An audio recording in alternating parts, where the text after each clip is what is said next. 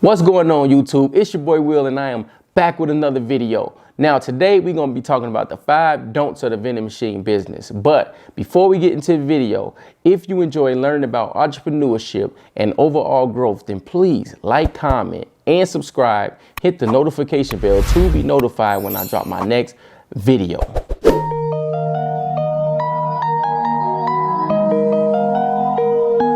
What's going on, y'all? Now we're gonna get straight into the video, so get your pen and paper ready. We're gonna be talking about the 5 don'ts of the vending machine business. All right, now number 1, do not look at this business as a side hustle. You're gonna see a lot of YouTube videos that talk about side hustles, and the first thing they mention is the vending machine.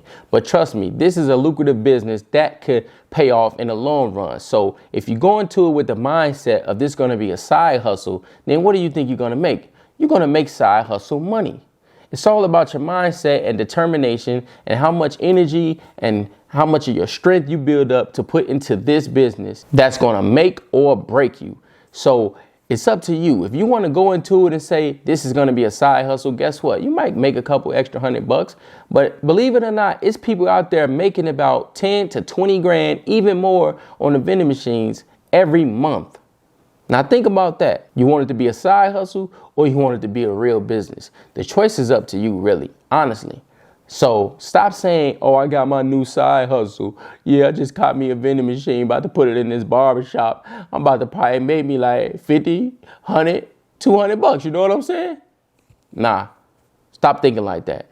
Think big, grow big. All right, y'all, now we're gonna get into number 2. Buying snacks for your machines without even testing the snacks. I mean, that's crazy. That's like blindfolded trying to hit a target. I mean, that makes no sense. You're going to put a vending machine in a business and then you're just going to guess what snacks they might like. And you're not even going to take time to possibly make up a survey and talk to the owner of the property and ask them, could they pass around the survey and ask people what they like? Or you can generally ask, can you just walk around and ask people, hey, what are some of the snacks you enjoy at break time or on your free time or whenever, you know? And then you could get an idea, or at least a general idea of what people may like, and then you could go from there. After that, it's trial and error. Pay attention to the machine, find out what's selling, what's not selling, maneuver, change some things around until you figure it out to get the most money for that month. If you are not doing that, then you are losing out on money and you're leaving money on the table. Why would you leave money on the table? Guys, take this business serious.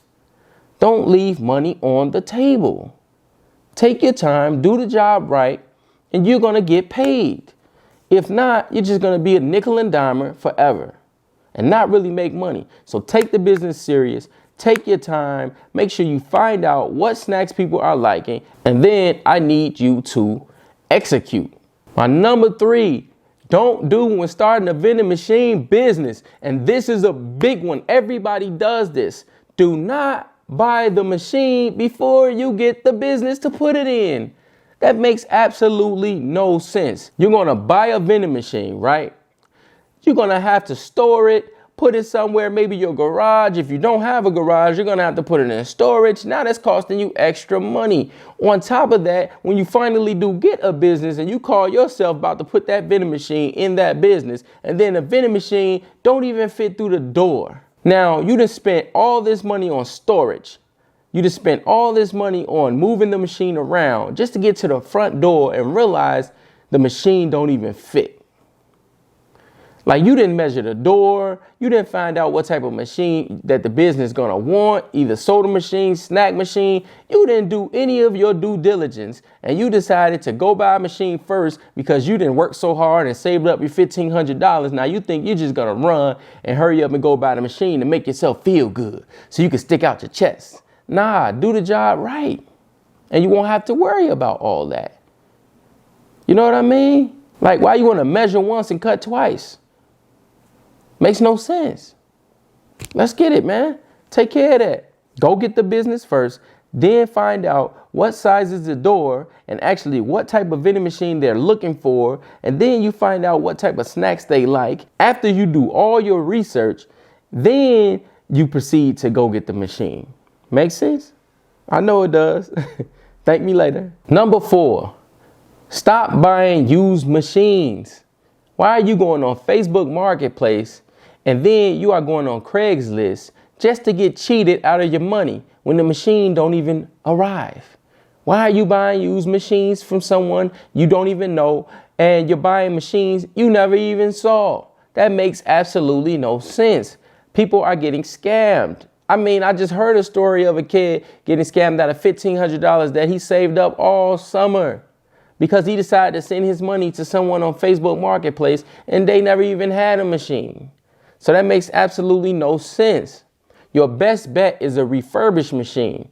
That is still affordable. It's guaranteed to work because when you buy a refurbished machine, they're going to let you know they fixed it and let you know what they fixed. Also, they are going to give you a warranty.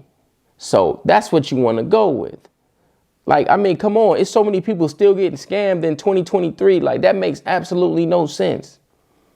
Like, why would you be getting scammed? And you know, all these scam people are on here. You see them in the YouTube comments, pretending to be the person that put up the video, trying to get you to purchase things, trying to get you to send money.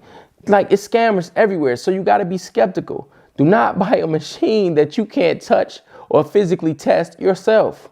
So buy a refurbished machine and just look it up on Google and find the shops that are in your state or city, and then go and end up testing the machines out before you actually purchase the machines. Make sense? Number 5, last but not least, I mean, come on, this is like common sense.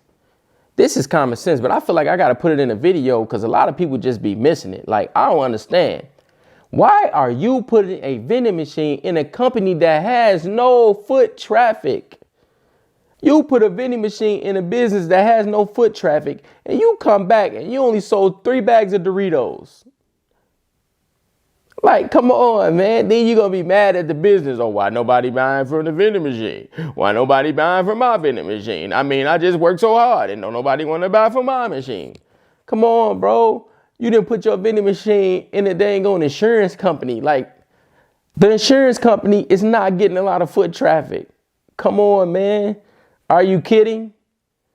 Literally, when you go to get car insurance, rental insurance, house insurance, whatever insurance, what do? You Google it and you literally automate it from your cell phone.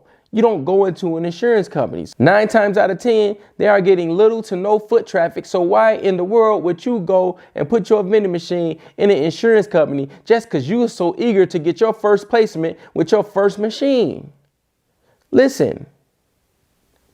Measure twice and cut once. Make sense?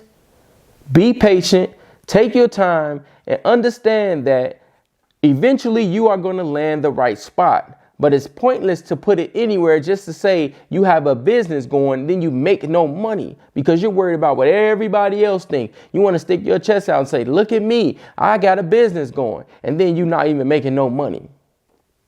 Don't pretend to be the man, be the man. That's what my dad told me.